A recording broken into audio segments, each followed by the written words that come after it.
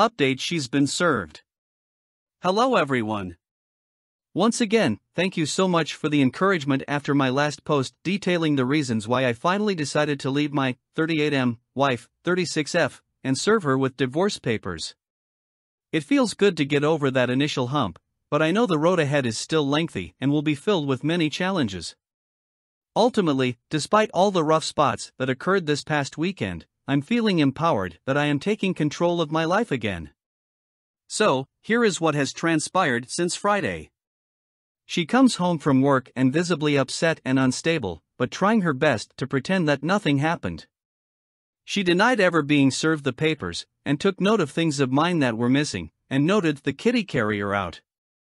She demanded I put everything back, put the kitty carrier away, that she was going out with a friend and that I had better be home when she gets home. After she left, I packed up the car and went to my father's house. I did not feel safe with her the way she was acting.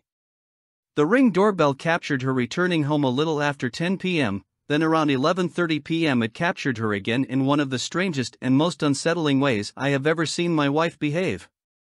She walked out the front door and stood in the driveway for a moment, then began dancing and singing the chorus of "The Boy Is Mine" by Brandy and Monica.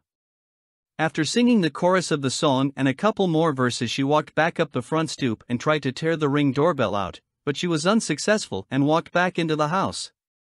She was obviously drunk, and I was very satisfied with my decision to leave the house and stay at my father's. I have saved the video and sent it to my attorney. On Saturday morning, her friend picked her up at 5 a.m. as they had plans for a day trip to shop at the outlets. I went home and investigated the house. Luckily, everything seemed all right and nothing was damaged by her. She came home in the early evening and still pretended that everything was all right and she was never served any papers. I ignored her and stayed to myself on the couch.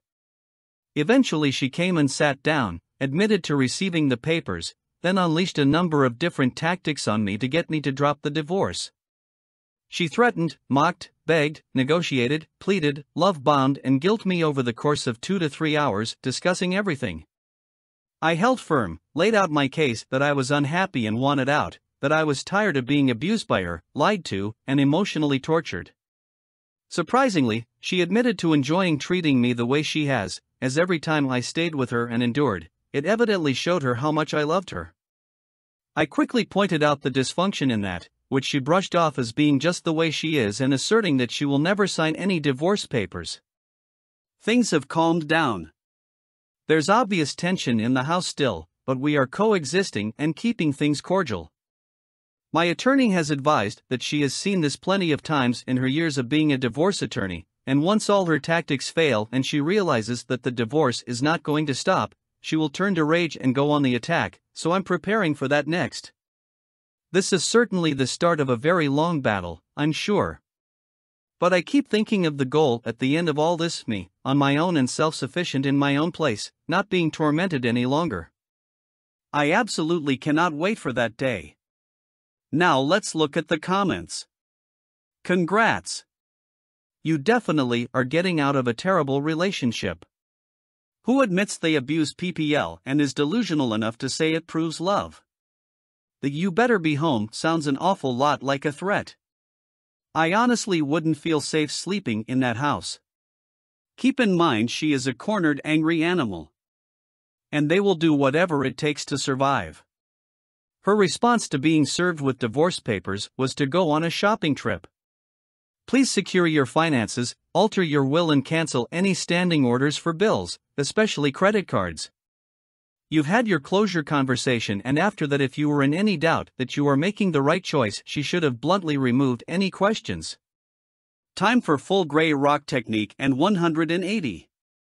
SurvivingInfidelity.com has a healing library where these techniques are explained.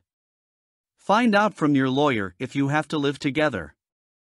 If you can be apart, then it's much easier mentally, and she can't accuse you of doing bad things if you're not even there.